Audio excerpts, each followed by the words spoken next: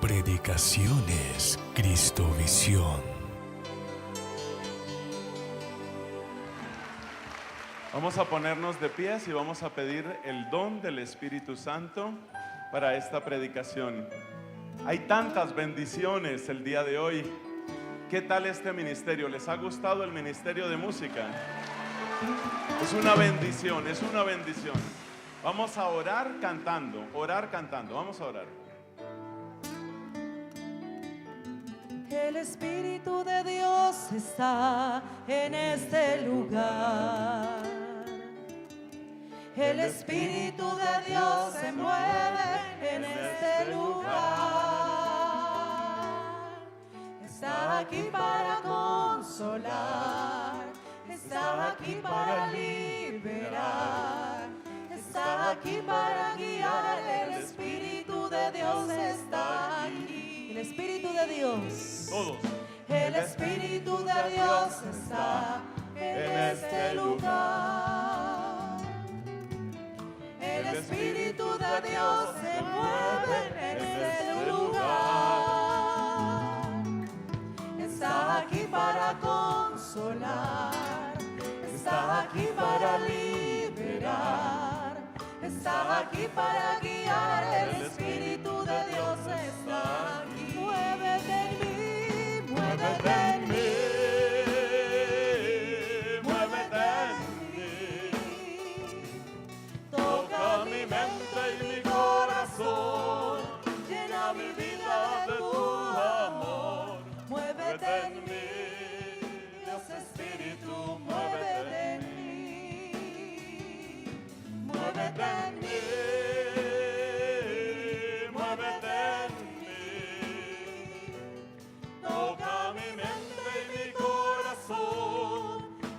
Mi vida de tu amor. Muévete en mí, Dios Espíritu, muévete en mí.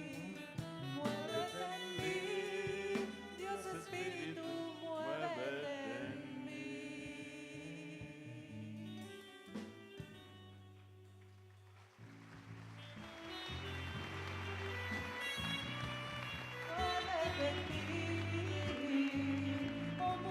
Muévete en mí. Muévete en mí todos, muévete en mí, muévete en mí.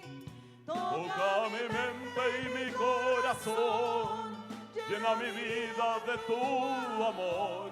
Muévete en mí, Dios Espíritu, muévete en mí. Que se levante nuestra voz, muévete en mí, muévete en mí, muévete en mí. Toca mi mente y mi corazón, llena mi vida de tu amor. Muévete en mí, Dios Espíritu, muévete en mí. Muévete en mí, Dios Espíritu, muévete. Suave, sin aplauso, suave, sin aplauso. Oración. Ven, Espíritu Santo de Dios. Danos la experiencia del resucitado. Nuestro director nos ha invitado, nos ha exhortado. Vamos a caminar con el resucitado. Solo tú lo puedes hacer, Espíritu Santo. Ven a ungir esta asamblea. Ven a ungir a todos los hermanos que en tantos lugares en este momento están siguiendo esta transmisión. Llénanos con el poder de tu gracia, con el poder de tu amor, con la dulzura de tu misericordia. Ahora, mis hermanos, vamos a decir juntos la oración de los hijos de Dios. Padre nuestro que estás en el cielo, santificado sea tu nombre. Venga a nosotros tu reino. Hágase tu voluntad en la tierra como en el cielo. Danos hoy nuestro pan de cada día. Perdona nuestras ofensas, como también nosotros perdonamos a los que nos ofenden. no nos dejes caer en tentación y líbranos del mal. En el nombre del Padre, y del Hijo, y del Espíritu Santo. Amén. Pueden sentarse, hermanos queridos.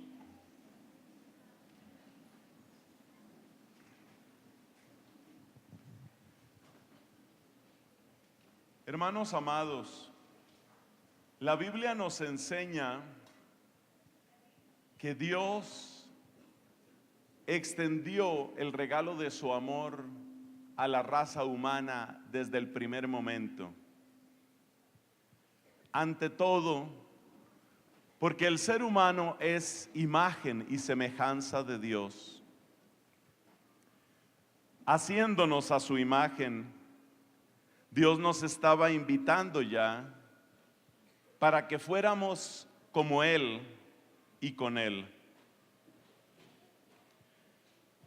Derramó dones preciosos sobre aquella primera pareja que la Biblia llama con los hermosos nombres de Adán y Eva. Esa relación hermosa de amistad tiene su lugar en un sitio maravilloso conocido como el Edén.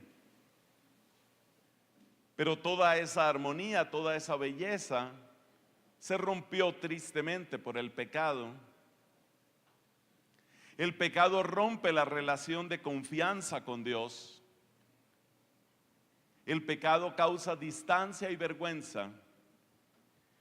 El hombre y su mujer ya huyen de Dios. Ya Dios no es su amigo. Se apartan de Dios y quieren permanecer en el paraíso, pero sin Dios. Ojo a esa frase. Paraíso, pero sin Dios. Porque la serpiente, identificada en el libro del Apocalipsis como el diablo y Satanás, la serpiente les ha metido en la cabeza la idea absurda de ser dioses sin Dios. Y por eso ellos quieren estar en el paraíso, pero sin Dios. Esa condición de ruptura con Dios trae otras rupturas cuando se daña la relación con Dios. Se daña también la relación con el prójimo, la relación con la naturaleza.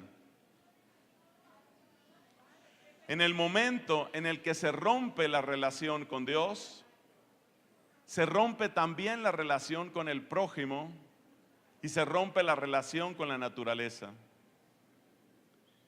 Es necesario, mis hermanos, que descubramos cómo el principio de todas las rupturas está en el rompimiento con Dios.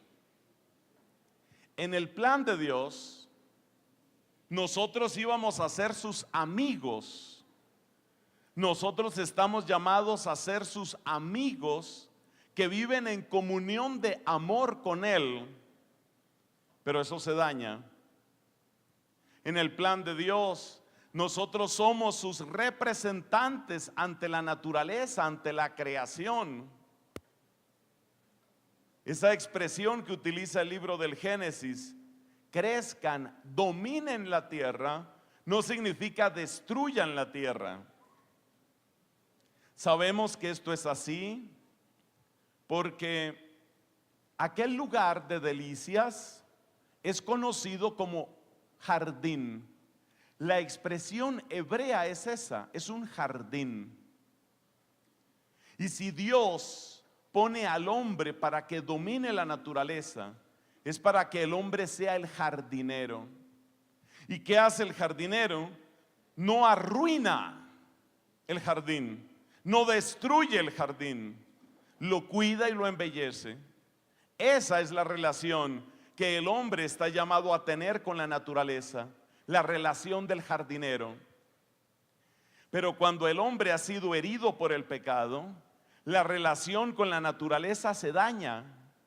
Y entonces, en vez de ser el jardinero que cuida y embellece la obra de Dios, mientras le da la gloria al único creador, esa relación se perturba Y entonces ahora el hombre es otra cosa.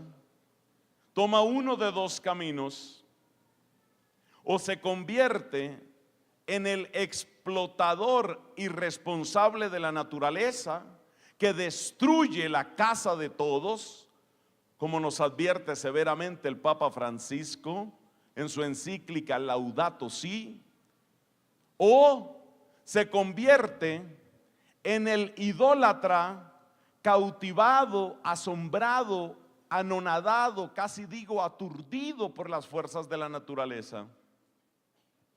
Cuando se daña la relación del hombre con Dios, nuestra relación con la naturaleza se perturba y nos volvemos o adoradores de las fuerzas naturales, adoradores de las estrellas en los horóscopos, adoradores de las fuerzas del magnetismo y la conciencia, adoradores de los aromas y del yoga, adoradores de la nueva era. Todo eso va en esa línea.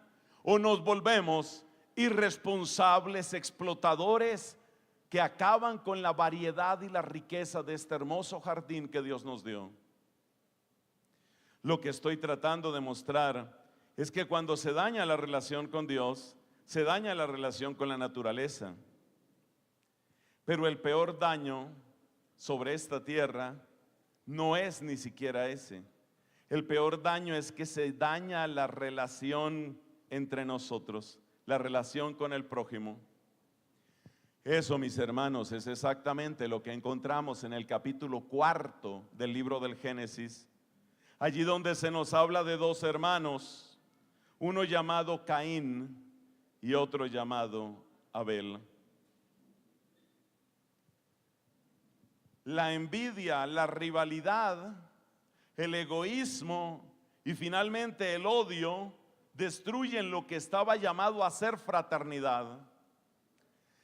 Caín y Abel eran hermanos y la relación propia de hermanos se llama fraternidad. Frater en latín quiere decir hermano. La fraternidad es la relación propia entre hermanos, pero estos dos hermanos que debían ser el primer ejemplo de fraternidad, estos dos hermanos lamentablemente nos van a dejar el peor de los recuerdos, porque uno de ellos, llamado Caín, lleno de envidia contra su hermano llamado Abel, un día se resuelve a destruirlo, a matarlo. Dios le pregunta a Caín: ¿dónde está tu hermano? La respuesta que da Caín es absolutamente importante para el tema central de este congreso. Esta fue la respuesta que dio Caín: ¿soy yo acaso guardián de mi hermano? Hermanos, y qué alegría llamarlos precisamente hermanos. Hermanos, observen la respuesta de Caín. ¿Soy yo acaso guardián de mi hermano? Esa frase resume, condensa, expresa la dureza del corazón humano alejado de Dios. El corazón humano alejado de Dios, en este caso el corazón de Caín, es el corazón que se desentiende del hermano. No me importa mi hermano, no soy el guardián de él. Contra la voz de Caín se levanta la voz robusta, la voz potente del Papa San Juan Pablo II, cuando le contesta a Caín y le dice: sí, todo hombre es guardián de su hermano. En el plan de Dios, cada uno de nosotros es guardián y custodio de la dignidad y de los derechos del hermano. Ese es el plan de Dios, pero el plan de Dios ha quedado arruinado por el pecado. Y el efecto del pecado es lo que vemos en las palabras de Caín: ¿soy yo acaso guardián de mi hermano? Ahí terminamos la primera parte de esta predicación. ¿Qué es lo que hemos enfatizado? Que cuando llega el pecado a la vida humana, se daña la relación con Dios, se daña la relación con la naturaleza y se daña la relación con el prójimo. Fíjate las tres direcciones que indico. Levantando mi mano digo, daña la relación con Dios, porque ya Dios no es mi amigo, ya yo huyo de Dios. Por eso dirá nuestro Señor Jesucristo en el capítulo 3 del Evangelio según San Juan: el que ama la verdad va a la luz, pero el que obra inicuamente busca las tinieblas, se aparta de la luz. Y esos son Adán y Eva. Se dañó la relación con Dios y por eso me aparto de Dios. Se dañó la relación con la naturaleza. ¿Por qué? Porque ahora o soy esclavo idólatra de las fuerzas de la naturaleza, o soy explotador irresponsable de los recursos naturales hasta dañar este planeta. Entonces se daña la relación con Dios, se daña la relación con la naturaleza y se daña la relación con el prójimo. ¿Y cómo se daña la relación con el prójimo? Rompiendo. Yo no soy guardián de él, no me importa lo que le suceda. Ahí está la raíz, mis hermanos, de lo que el Papa Francisco llama el peor de los pecados de nuestra época. Según nuestro querido Papa Francisco, el peor de los pecados de nuestro tiempo se llama indiferencia. ¿Y la indiferencia en qué consiste? En que no me interesa, mi hermano.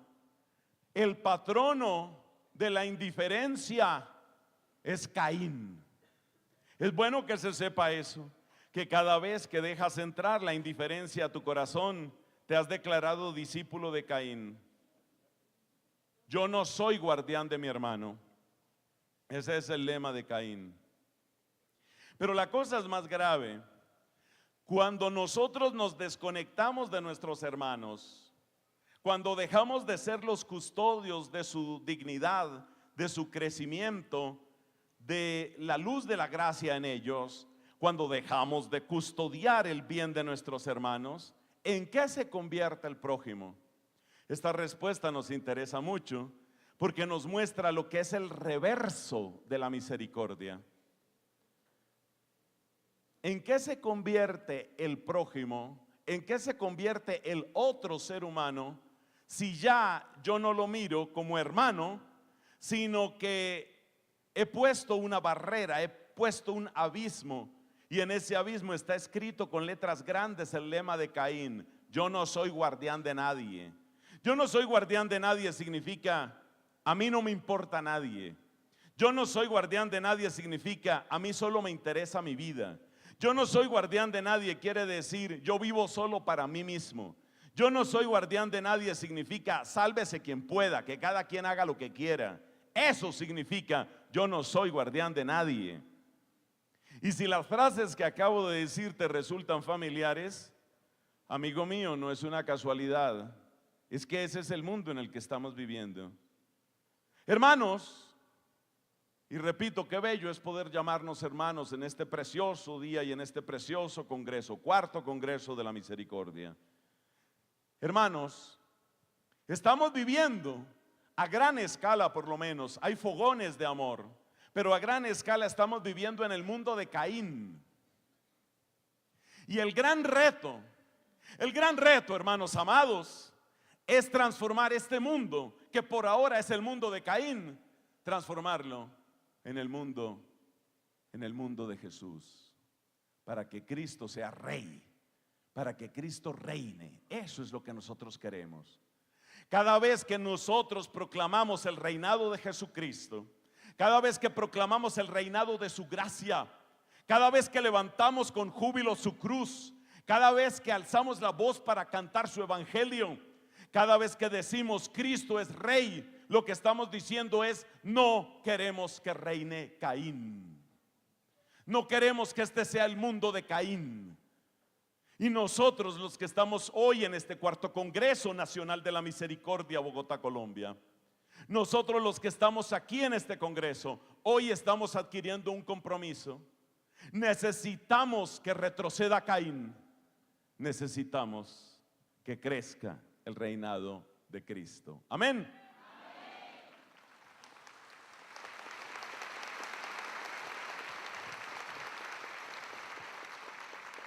¿Qué hemos visto hasta ahora? Hemos visto dos cosas.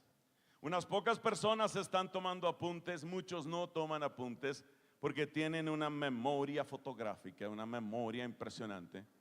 Su cerebro es prodigioso y todo lo conserva en una memoria inagotable. Bendito sea Jesús. Hemos visto dos cosas. Lo primero que hemos visto es que el pecado arruina completamente la relación con Dios, con la naturaleza y con el prójimo. Y lo segundo que hemos visto es que cuando se daña la relación con el prójimo, entonces se levanta el reinado de Caín. Y cuando se levanta el reinado de Caín, entonces utilizamos frases como estas: que cada quien haga lo que quiera. Yo no soy guardián de mi hermano. Sálvese quien pueda. Yo a lo mío. Esas son las frases. Esos son los estribillos. Esa es la canción de Caín.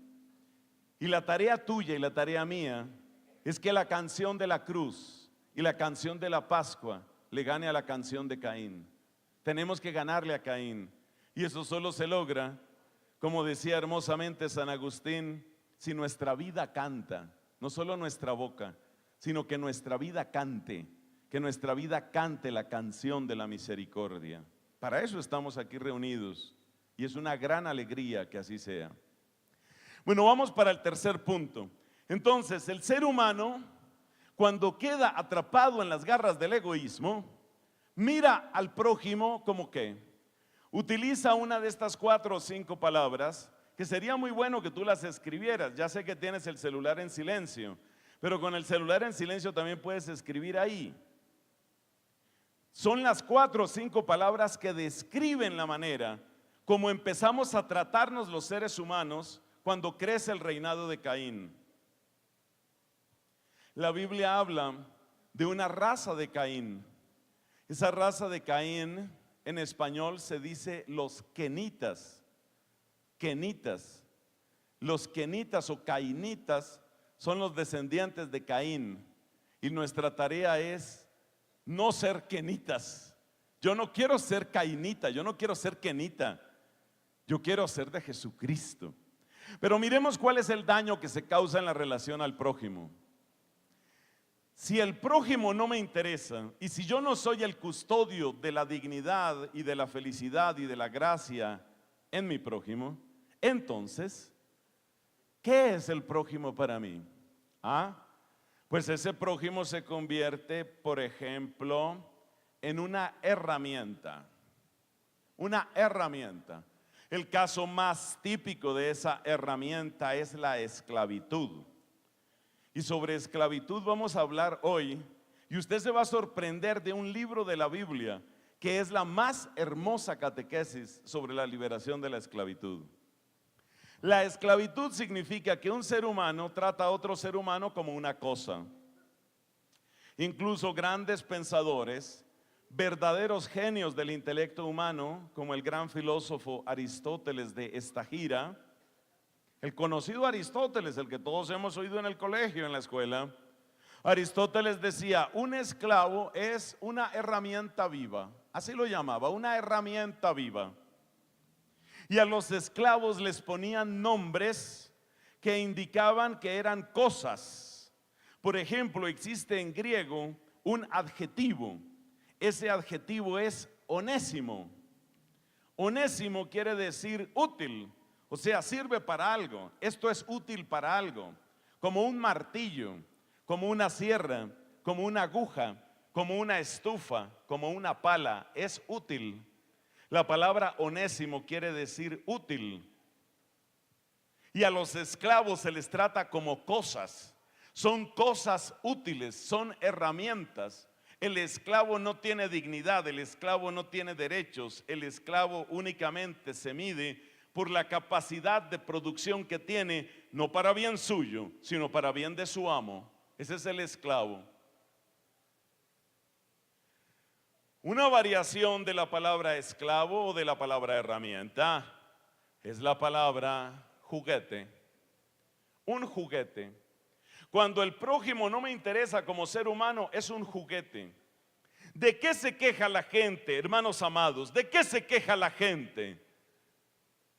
¿De qué se quejan cuando las relaciones afectivas, cuando las relaciones de amor terminan dolorosamente con gran decepción y mucho llanto? Jugó conmigo. Esa es la queja. Se burló de mis sentimientos. Yo lo amaba, pero él jugó conmigo. Ese es el resultado del reinado de Caín. El que no es custodio de la dignidad, de la felicidad y del progreso del hermano, ¿cómo mira al prójimo? ¿Lo mira como una herramienta o lo mira como un juguete? Es un juguete. Y hay muchos lugares donde tristemente se trata al ser humano como un juguete. Y aquí quiero denunciar públicamente desde este canal, quiero levantar la voz para denunciar algo que se ha vuelto terriblemente extendido. Es una verdadera epidemia y está llegando especialmente a los niños, las niñas y los jóvenes. Pero pasa por todas partes, se mete en las alcobas, se mete en la cama de los matrimonios. Estoy hablando de la pornografía. ¿Qué es la pornografía? Es tratar al cuerpo humano y por extensión tratar al ser humano como un objeto de pura diversión. Esas mujeres o esos hombres que aparecen en las películas o en los clips o en las fotos pornográficas son simplemente juguetes con una gravedad. Y es que en muchos lugares, de jugar con las imágenes y de jugar con los videos pornográficos, se pasa a jugar con las personas.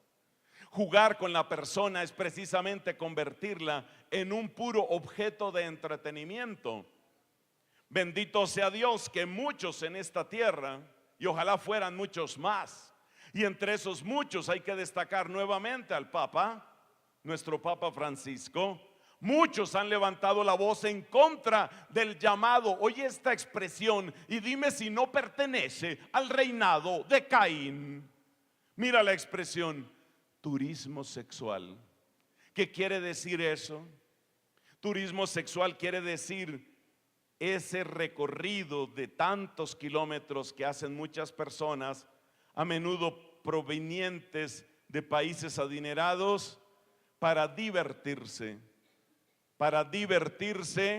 con niños o con niñas. Turismo sexual. Ese es el ser humano convertido en una cosa. Es el ser humano convertido simplemente en un juguete. Eso ha pasado aquí en Colombia. Hay lugares donde esto ha sucedido, lugares hermosísimos, lugares que amamos los colombianos y que por supuesto son muy amados aquí en Cristovisión. ¿Por qué hay tantas advertencias sobre turismo sexual en lugares como Cartagena? ¿Por qué? Porque ha pasado.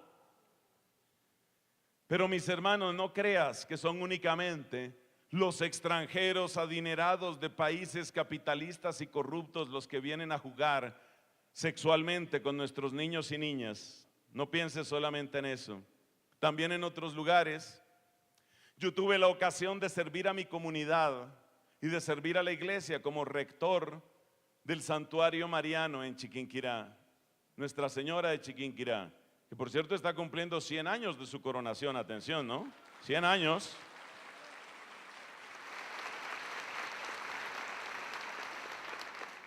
¿Sabe qué pude encontrarme allá?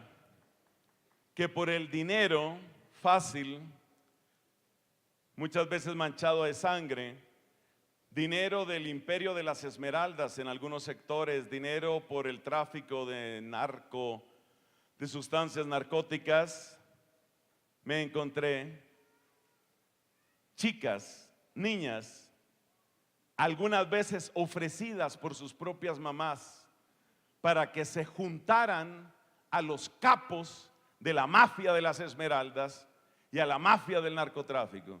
Eso es una vergüenza de este país. Papás y mamás ofreciendo a sus hijas a los grandes jefes de la mafia de esmeraldas. ¿Por qué? Porque en un fin de semana de una orgía donde será tratada como una muñeca de trapo y será usada la hija, en ese fin de semana ella va a hacer más dinero que toda la familia en 6 meses. Pero es tratada como un juguete, es tratada como un animal, peor que un animal. Eso es lo que hace el reinado de Caín. El ser humano se convierte en una herramienta, el ser humano se convierte en un juguete, pero dije que son 4 o 5 palabras, miremos otras. Cuando desaparece la luz de la gracia en nuestros corazones y cuando empezamos a tratar a los demás seres humanos como nuestros enemigos porque no nos interesan, entonces viene otra palabra. El prójimo es mi competencia. Y de lo que se trata es de aplastar a esa competencia. Entonces el ser humano, cuando reina Caín, el ser humano es una herramienta, es un juguete o es competencia. ¿Y competencia qué quiere decir? Es mi rival. Creo que es más clara la palabra rival que la palabra competencia. Es un rival. Y esa rivalidad está metida muchas veces incluso en el sistema educativo, según hemos denunciado en otras predicaciones.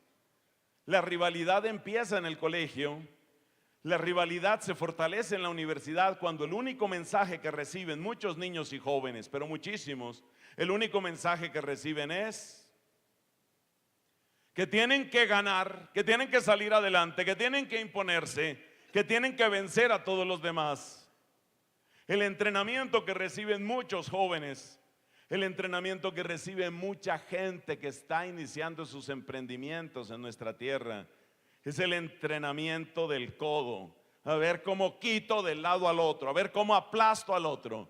Y cualquier estrategia termina valiendo, porque por supuesto, una vez que Dios ha desaparecido de la escena, entonces la gran norma de vida va a ser la de Maquiavelo: el fin justifica los medios. Y por consiguiente, el mundo se convierte en una gran arena de lucha en la cual lo que rige es la ley de la competencia y la rivalidad. Entonces el prójimo es el rival, el prójimo es la herramienta, el prójimo es el juguete. Y hay otra expresión que me gusta, aunque se parece a las anteriores, porque tiene mucho que ver con lo que está sucediendo con muchas parejas hoy, y por eso la voy a mencionar, y es la cuarta y última que voy a nombrar. El prójimo se convierte en un satélite. Sabemos que la palabra satélite indica ese objeto celestial mucho menor que otro que gira a su alrededor, como la luna gira alrededor de la tierra. O como centenares, me imagino que miles de satélites están girando alrededor de este planeta. Entonces el prójimo se convierte en mi satélite. ¿Por qué menciono específicamente esta palabra? Porque me he encontrado tristemente que en muchas relaciones afectivas, llámense noviazgos, matrimonios, cada uno implícitamente, inconscientemente, está tratando al otro como su satélite. Es decir, ese hombre en su egoísmo quiere una mujer, pero para que la mujer circule alrededor de él. En el fondo se parece mucho a lo que hemos dicho de la herramienta y del juguete, que ella viva en función de mí, ella en función de mí. Y la reciprocidad, ¿qué reciprocidad ni qué nada? Ella en función de mí. Que ella me atienda, que ella me cuide, que ella me complazca, que ella me alivie la vida y que ella me dé buen sexo. Ella alrededor de mí, ella alrededor de mí. Ella satélite mío. Por supuesto estoy hablando del machismo. El machismo es uno de los frutos del reinado de Caín. Trata a la mujer como si fuera un satélite. Ella gira alrededor mío. Y si yo tengo una necesidad por la izquierda, ella tiene que estar ahí, tiene que funcionar. Y si tengo necesidad por la derecha, ella tiene que estar ahí, tiene que funcionar. Ella que me dé vueltas y ella que me complazca. Pero ella quiere ser escuchada, ella quiere ser amada, ella necesita tiempo, ella quiere detalles de amor, ella quiere descansar, ella quiere también salir, divertirse, pero yo no, ella alrededor de mí. Ese es el satélite. Lo grave es que la respuesta que el mundo le está dando hoy a esa lógica machista del satélite es el feminismo. ¿Y el feminismo qué es lo que está haciendo? Que la mujer se convierta en otro hombre. Entonces esta feminista, la feminista radical típica, ¿qué es lo que quiere? No, señor, no es que yo le voy a dar vueltas a él, es que él ahora me da las vueltas a mí. Y acaban mareados.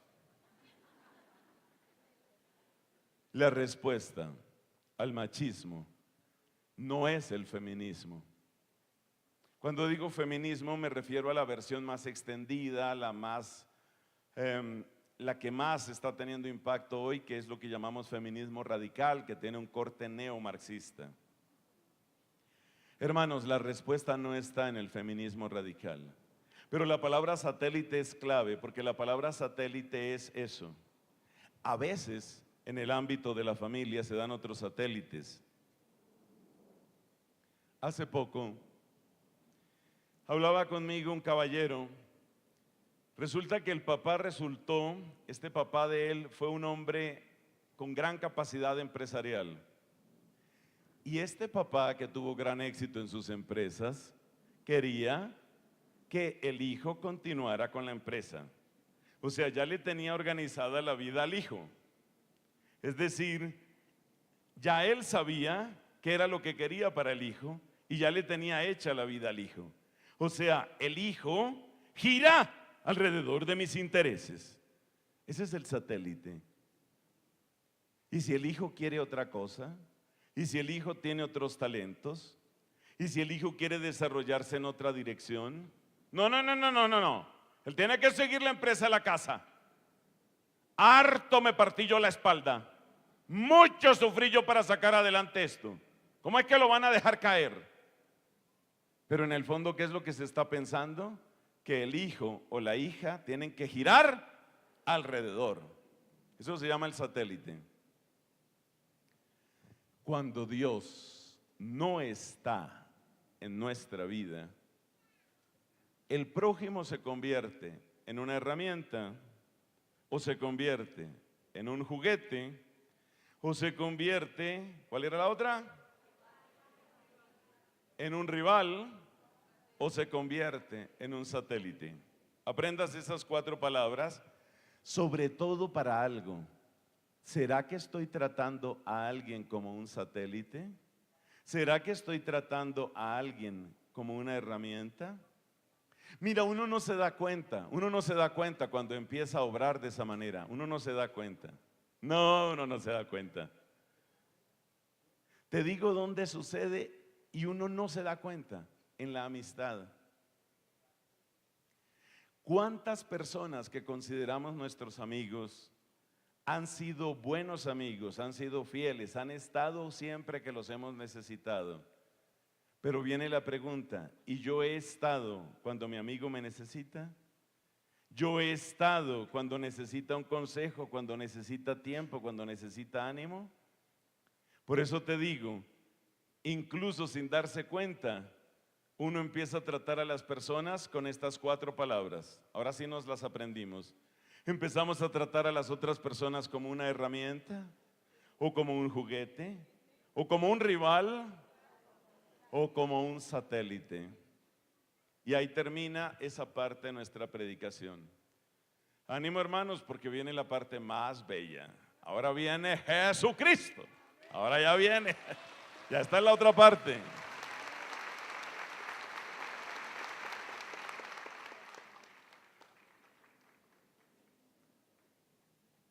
Lo más hermoso, mis hermanos, lo más hermoso es que Cristo vino al mundo donde reinaba Caín y trajo otro reino, el reino de Dios. La gran predicación, el centro de la predicación de nuestro Señor Jesucristo es: el reino de Dios. Ese reino que se había perdido porque Dios no reinaba.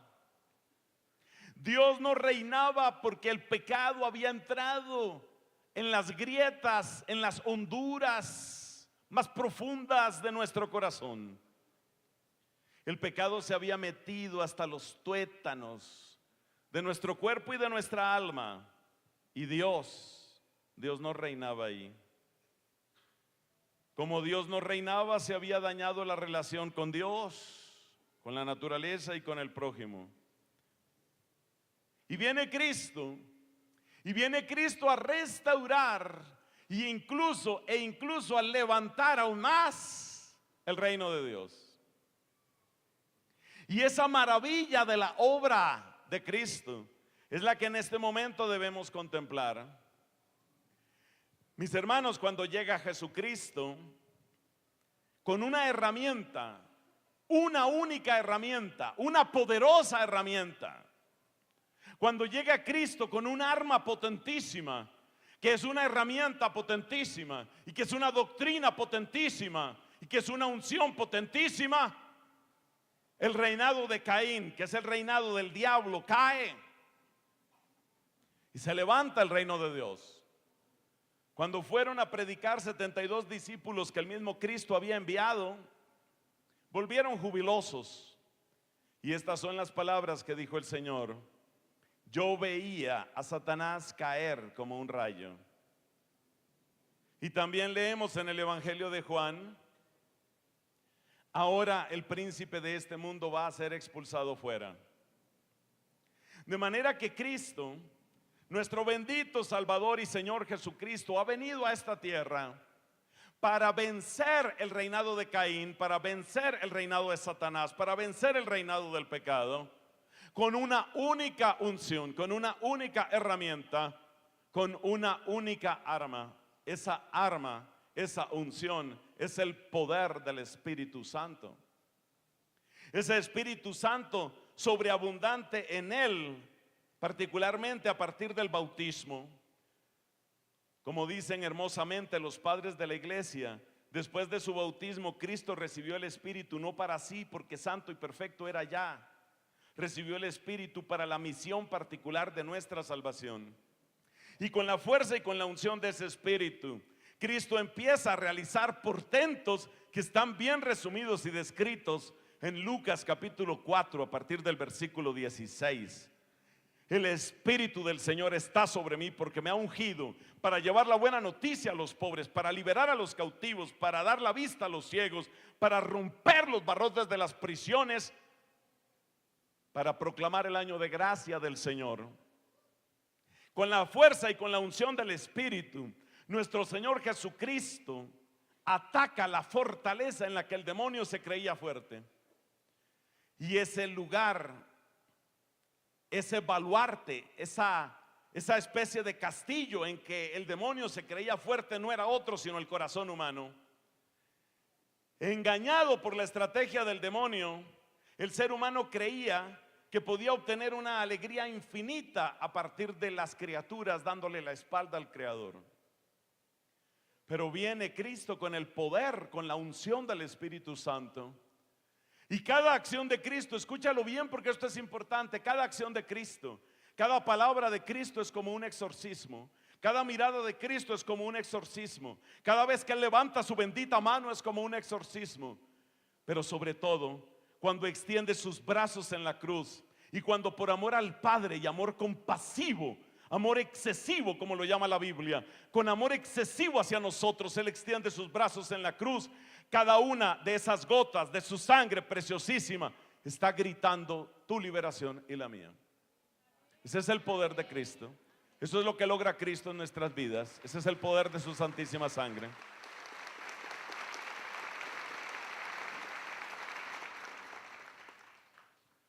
Miremos más detalladamente qué es lo que hace Cristo, cómo es esta unción de Cristo.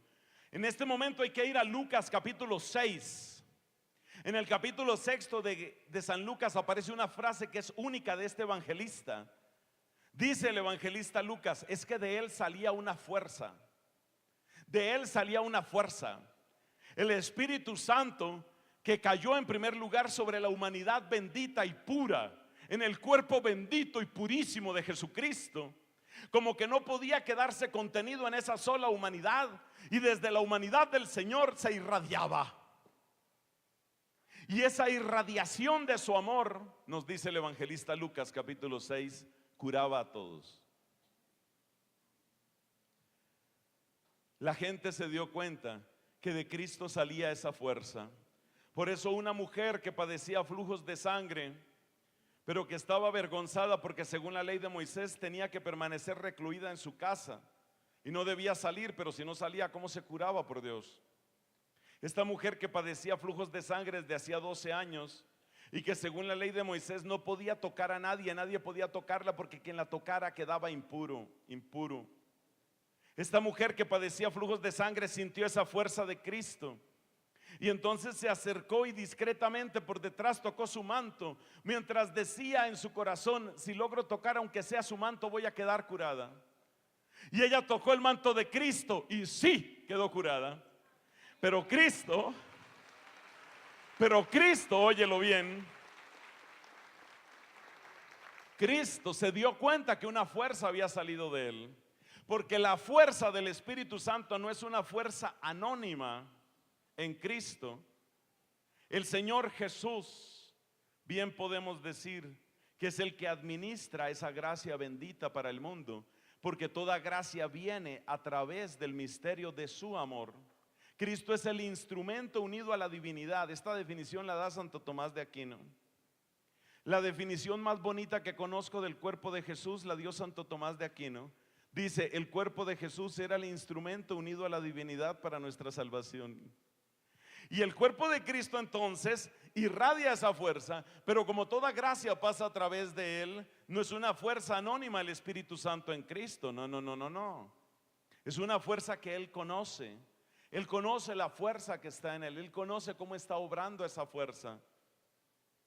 Y esa fuerza él siente que se ha ido hacia esta mujer. Y entonces se detiene porque estaba rodeado de una gran multitud, se detiene y pregunta: ¿quién me ha tocado? Los discípulos le dicen: ¿ves que te apretujan por todas partes y preguntas que quién te ha tocado? Y Cristo dice: alguien me ha tocado, y seguía mirando. Entonces aquella mujer que había sido sanada, temblando de miedo, se postra ante él y le cuenta lo que le estaba sucediendo. Y entonces yo solo te pido que tú en este momento te concentres en la manera como Jesús miró a esa mujer, en la manera como Jesús entendió el drama que ella estaba viviendo. Yo te pido que tú te concentres con los ojos de tu alma en los ojos de Jesús. Concéntrate en la manera como él miró a esa pobre mujer que llevaba ese calvario espantoso hacía tantos años. Y entonces nos damos cuenta que el rostro del amor en los ojos de Cristo tiene un nombre, y ese nombre es misericordia. Ese es el nombre del amor en Cristo, misericordia. Ese es el nombre que tiene. Y nos damos cuenta que todas las acciones suyas están marcadas por esta bendita y dulce misericordia. Nos damos cuenta que la misericordia del Señor llena la tierra, como dice la Escritura. Y Cristo abarcó con su mirada la tierra entera para colmarla de ese amor y de esa misericordia. Y entonces vemos la manera como trata a los pobres, a los excluidos, a los leprosos, a los pecadores. Y nos damos cuenta que el lenguaje común de Cristo con todos estos hermanos es siempre el lenguaje de la misericordia. Y es tan preciosa la descripción que los evangelistas hacen de la misericordia del Señor. Es tan bello y tan alto lo que describen los evangelios sobre la misericordia de Cristo, que uno solo siente ganas, por lo menos hablo por mí, uno solo siente ganas de arrojarse a la Biblia y decir: yo quiero estar ahí, yo quiero estar ahí. Y hay una buena noticia. Hebreos capítulo 12, Jesucristo es el mismo ayer, hoy y siempre. Ayer, hoy y siempre. Repetirlo: ayer, hoy y siempre.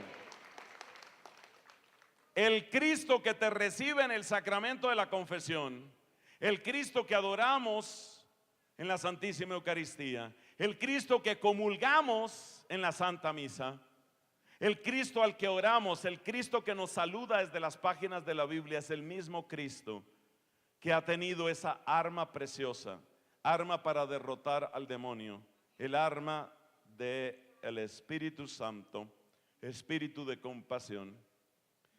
Dios, ojalá esta frase la escribieras porque te conviene. Dios no sabe mirarnos de otra manera. Dios solo sabe mirarnos con misericordia, no tiene otra mirada. Alguien dirá, pero entonces si Dios nos mira de esa manera y si Dios nos ama de esa manera, entonces no hay posibilidad alguna de que uno se pierda. Pues depende de qué tan tonto sea uno.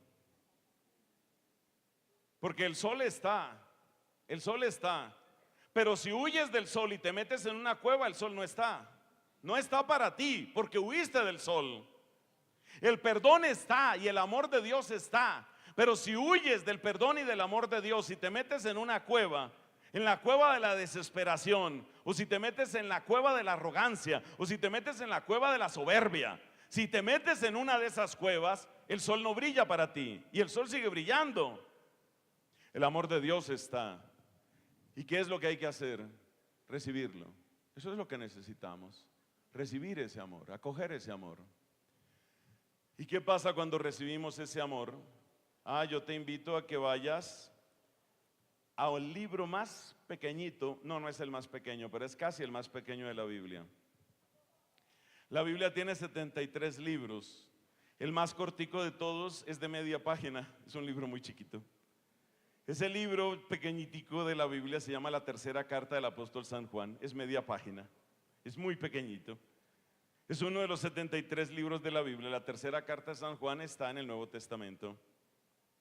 Pero hay otro libro que también es muy pequeñito. Ocupa por ahí una página, o una página y un poquitito.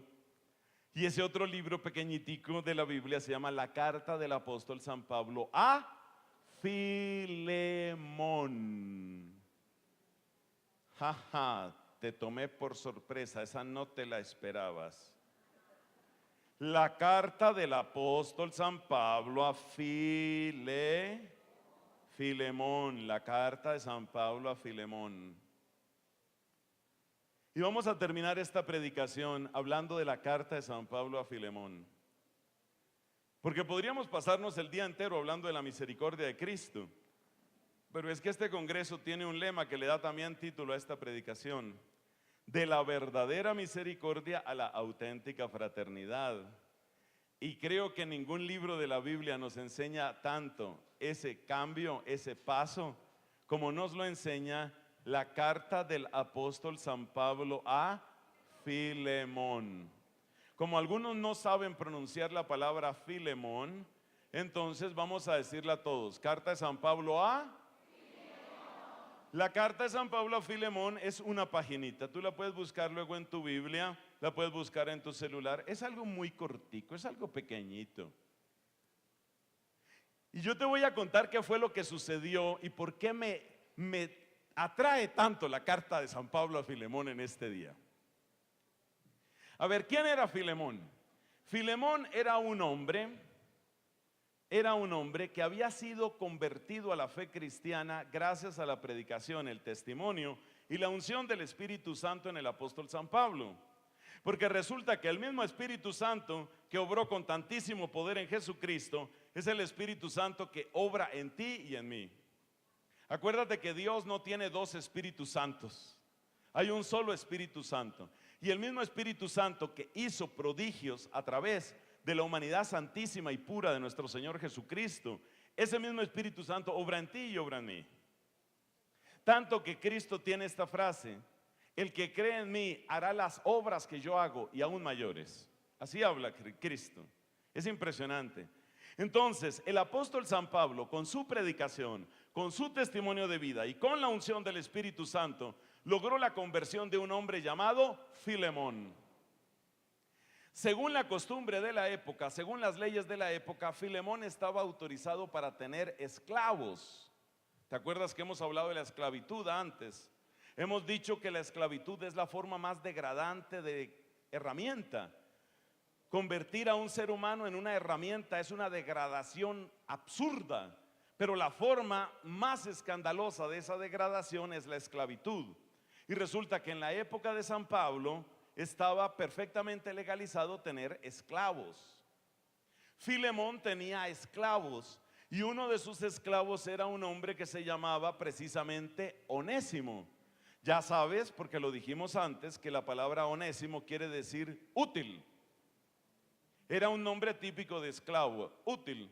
Es como si dijeran: herramienta, venga para acá. Herramienta, hágame esto. Herramienta, cállese. Herramienta. Así era como trataba Filemón a Onésimo. Pero Filemón fue convertido a la fe cristiana por el poder del Espíritu Santo obrando a través de San Pablo. Después de que sucedió esta conversión, hubo un percance, vamos a llamarlo así, en la casa de Filemón. Resulta que su esclavo, que se llamaba Onésimo, se fugó. Efectivamente, los esclavos aburridos de su pésima calidad de vida a veces se fugaban. Las penas contra los esclavos fugitivos eran espantosas. Eso lo puede saber usted, por ejemplo, a través de una película que es muy famosa. La película se llama Espartaco. Espartaco es el nombre del esclavo más famoso de la antigüedad. Espartaco fue un esclavo del tiempo de los romanos que se rebeló precisamente contra la condición de esclavo. Hizo todo un levantamiento contra el imperio romano. Ese levantamiento acabó en desastre porque las legiones romanas fueron y doblegaron el ejército de los esclavos y crucificaron a centenares o probablemente miles de ellos, entre ellos al mismo Espartaco. Estamos hablando de esa misma época. Así pues, Onésimo se fugó, se cansó de ser esclavo. Filemón era cristiano. ¿Por qué era cristiano? Pues porque Pablo lo había evangelizado. Cuando yo digo cristiano, digo que tenía toda la fe cristiana. Si no, yo diría protestante. Porque la gente dice: ay, que mi primo se volvió cristiano. No, no se volvió cristiano, se volvió protestante. Porque el cristiano es el que admite toda la fe cristiana, y eso incluye la Eucaristía, eso incluye la confesión, eso incluye el primado del sucesor de Pedro, o sea, el Papa. Entonces dejen de estar diciendo que cristiano es el que se volvió evangélico o protestante. Se volvió protestante, digan. Terminada esa propaganda por la que no me pagan, sigo con mi tema.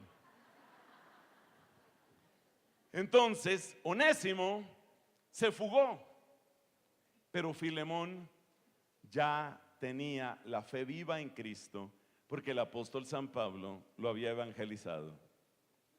¿Y a dónde se fue Onésimo? Imagínate que Onésimo se fue donde Pablo. Onésimo se fue donde Pablo. ¿Y qué hizo Onésimo donde Pablo? Pues allá se refugió al lado de Pablo. Pero pasa una cosa: Pablo estaba encarcelado por la predicación de la palabra de Dios. Las malas artes y la pésima influencia de algunos judíos poderosos habían llevado finalmente a que Pablo fuera encarcelado. Pablo estaba en la cárcel. Y allá, a la cárcel donde estaba Pablo, llegó Onésimo, el esclavo que se había fugado de su dueño, que se llamaba Filemón. ¿Sí está siguiendo la historia? Sí, porque lo veo muy atento. Bendito sea Dios. Ahora que ya sabe cuál es el contexto de la carta a Filemón, usted se va a dar cuenta cómo San Pablo, con tanta pedagogía y con tanta caridad, lleva a su amigo Filemón a que ya no trate a Onésimo como una herramienta, sino a que lo trate como un verdadero hermano. La carta a Filemón es tan cortica que solo tiene un capítulo. Entonces nos vamos a ir al versículo 4 de ese capítulo único, porque no tiene más, la carta a Filemón. Entonces leemos en la carta a Filemón, capítulo único, versículo 4. Ya usted sabe lo que pasó en aquel tiempo, y ahora usted se va a dar cuenta cómo el apóstol San Pablo le hace toda una catequesis a Filemón para que ya no trate a Onésimo como una cosa, sino para que lo trate como un hermano. Es decir, de la verdadera misericordia a la auténtica fraternidad. Leo desde el versículo 4. Le dice San Pablo a su amigo, porque además eran amigos, Filemón, les dice lo siguiente: doy gracias sin cesar a mi Dios al recordarte en mis oraciones, pues oigo alabar el amor y la fe que te animan, tanto hacia el Señor como en beneficio de los santos. Ojalá, mira este versículo 6, ay, Dios bendiga a San Pablo, mira el versículo 6, ojalá esa fe se vea en las obras y se manifieste todo lo bueno que tenemos en Cristo. En ese versículo San Pablo empieza a recordarle a Filemón la grandeza del amor que Cristo le ha tenido a Filemón. Y en el fondo lo que le está diciendo San Pablo es: ya que Dios te ha amado de esa manera sobreabundante, de esa manera poderosa, ya que Dios ha derramado tanto amor sobre ti, ya tú no puedes tratar a los demás como si fueran cosas. De la verdadera misericordia a la auténtica fraternidad. Entonces fíjate el versículo 6.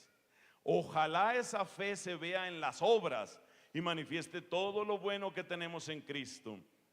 Pues tuve mucho gozo y consuelo al tener noticias de tu caridad, ya que nuestros hermanos se sienten confortados por ti. ¿Qué le está diciendo? Le está diciendo: su merced conoce la fuerza del amor de Dios. Y le está diciendo: y usted ya ha dado pruebas de que es capaz de amar. Eso es lo que le está diciendo. Ahora sigo. Versículo 8. Por eso, aunque tengo en Cristo plena libertad para ordenarte lo que tendrías que hacer. Mire cómo le habla. Aunque tengo en Cristo plena libertad para ordenarte lo que tendrías que hacer, prefiero pedírtelo por amor. El que te ruega es Pablo, ya anciano y ahora preso por Cristo Jesús. Y la petición es para mi hijo Onésimo, a quien transmití la vida mientras estaba preso. ¿Qué quiere decir? ¿Por qué lo llama hijo? Porque a través de la predicación del evangelio lo engendró para la fe cristiana. O sea que Pablo había evangelizado antes a Filemón, que era el amo, y estando en la cárcel, allá llegó Onésimo y Pablo evangelizó a Onésimo. O sea, había evangelizado al amo y al esclavo. ¿Y qué es lo que quiere Pablo? Que ya no sean amo y esclavo, sino hermano y hermano. Esa es la belleza de esa carta. Eso es muy lindo. Es decir, que ya no nos tratemos como cosas. Hermanos, que ya no nos tratemos como cosas, que no nos tratemos como herramientas. ¿Sí se aprendieron las 4 palabras? ¿Quién me dirá las 4 palabras? Herramienta, juguete, rival, satélite. Algunos no se acordaban de la palabra y hacían como así. Para que ya no nos tratemos, ahora lo decimos de atrás para adelante, para que ya no nos tratemos como satélites, ni como rivales, ni como juguetes, ni como herramientas. Porque somos hermanos. Los de adelante responden, los de atrás están un poquito tímidos. Mira, ya no vamos a tratarnos ni como rivales, ni como satélites, ni como juguetes, ni como herramientas. A ver, respóndame por favor de esa cámara elegante que está ahí en la mitad para atrás. Yo quiero saber si los de atrás tienen voz o no. De la cámara esa grande para atrás. Para que ya no nos tratemos ni como rivales, ni como satélites, ni como juguetes, ni como herramientas, sino como ¿qué? ¿Cómo qué?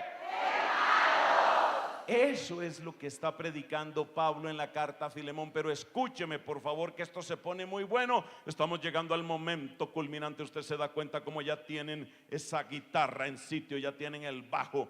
en su lugar, ya tienen la batería lista para sonar. Eso se llama presión psicológica Cristovisión.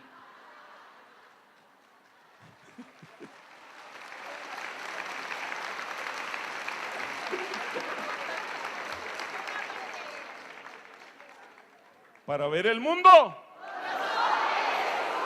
Eso. Ahora póngale cuidado. Entonces dice San Pablo, la petición es para mi hijo Onésimo. Lo llama hijo porque lo engendró a través de la predicación en la cárcel. Versículo 11. Este Onésimo por un tiempo no te fue útil. Claro, porque se le fugó. Por un tiempo no te fue útil, pero ahora te va a ser muy útil como lo ha sido para mí. Te lo devuelvo. Y mira esta frase que es así como para romperle el corazón de amor a uno. Te lo devuelvo. Recibe en su persona mi propio corazón. Hubiera deseado retenerlo a mi lado para que me sirviera en tu lugar mientras estoy preso por el evangelio. Pero no quise hacer nada sin tu acuerdo, ni imponerte una obra buena, sino dejar que la hagas libremente. Y le suelta esta otra frase que es de la ternura de un santo, versículo 15 del capítulo único de la carta a Filemón, uno de los libros más cortos de toda la Biblia. A lo mejor Onésimo te fue quitado por un momento para que lo ganes para la eternidad. Mira esa belleza de frase, porque el que convierte al prójimo en una herramienta, en un juguete, en un rival o en un satélite, es solo por un momento, es solo para esta vida. En cambio, si tienes hermano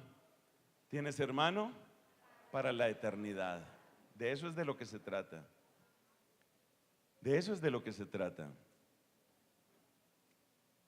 Ya no será esclavo, versículo 16. Ya no será esclavo, sino algo mucho mejor, pues ha pasado a ser para mí un hermano muy querido, y lo será mucho más todavía para ti. Ya no más esclavo, ya no más cosa, ya no más juguete, ya no más satélite. Hermanos, ustedes pueden leer completa la carta de Filemón, ahí la tienen en la Biblia, es muy cortica como ya les he dicho, pero ahí está el mensaje. Cuando descubres la misericordia de Dios, cuando vives y experimentas la misericordia de Dios, se acaba el reinado de Caín, se acaba. Se quebranta el yugo de Satanás, se quiebra. Se levanta el reino de Dios. La cruz del Señor, cruz de caridad, cruz de salvación, surge y se establece en las almas. Y el reinado de Cristo transforma a los que habían sido rivales, herramientas, juguetes o satélites, los convierte en verdaderos hermanos. Y cuando empezamos a ser hermanos, entonces se cumple aquello que nos pidió San Juan Pablo II. Tienes que aprender a ser custodio de tu hermano. ¿Qué quiere decir esta frase? ¿Qué quiere decir que voy a ser custodio de mi hermano? Tú sabes que cuando se trae el Santísimo, ese objeto precioso, siempre muy bello, que se llama, ¿cómo se llama ese objeto? La custodia. ¿Por qué se llama custodia? Porque cuida, porque protege la presencia viva de Jesús en el Santísimo Sacramento del altar. Es la custodia. Bueno, tú eres el custodio de tu hermano, porque en tu hermano está una presencia viva de Dios, singularmente si él ha recibido la gracia del bautismo. En todo ser humano está la imagen y semejanza de Dios, pero si tu hermano, si tu hermana ha recibido la gracia del bautismo, en él hay una presencia singular de esa obra de Dios y de esa obra de redención. Si nosotros somos custodios de nuestros hermanos, quiere decir que los acogemos con amor. Pero si somos custodios de nuestros hermanos, también quiere decir que no los dejamos en el pecado. Mi último pensamiento en esta predicación: ser custodio quiere decir que yo no puedo dejar a mi hermano en el pecado. Aunque empiecen con la misma palabra, custodio y cómplice son dos cosas radicalmente opuestas. Una cosa es ser custodio de mi hermano, porque ya no es ni mi herramienta, ni mi juguete, ni mi rival, ni mi satélite. Es mi hermano. Y yo soy custodio de mi hermano. Pero si soy custodio de mi hermano, ¿qué quiere decir? Quiere decir que yo protejo el bien que Dios le ha dado y que Dios le quiere dar. Y por eso no se puede ser custodio del hermano y confirmarlo en el pecado. ¿Cómo puedo ser custodio de mi hermano? Y si mi hermano lo picó una víbora, entonces yo le digo: tranquilo, yo te abrazo, mi hermano.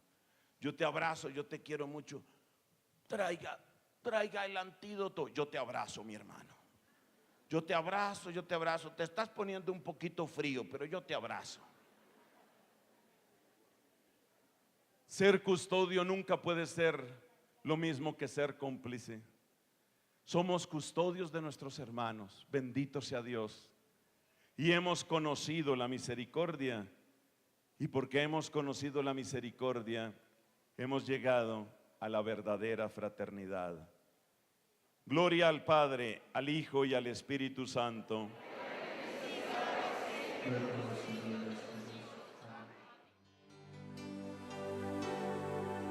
Predicaciones Cristovisión.